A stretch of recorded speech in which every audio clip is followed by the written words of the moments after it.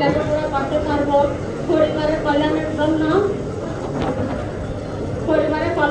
ব্যবহার করতে পারবো, শিক্ষা, স্বাস্থ্য সেবা, জীবন মান উন্নতি, সুযোগ সুবিধা কাজে লাগিয়ে উন্নতি করতে পারবো।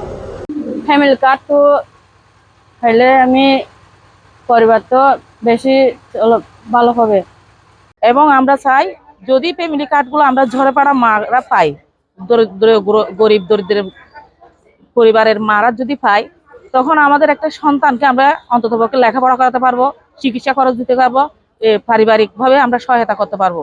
এই জন্য আমি তারেক রহমানকে, জনাব তারেক রহমান মাননীয় প্রধানমন্ত্রীকে ধন্যবাদ এবং স্বাগতম জানাই। আজ বান্দরবান জেলার লামা উপজেলায় ফ্যামিলি কার্ড দেয়া হচ্ছে। বর্তমান সরকারকে, প্রধানমন্ত্রীকে আমরা বান্দরবান জেলার পাহাড়ি বাঙালি দরিদ্র এলাকা থেকে ওনাকে ধন্যবাদ জানাই।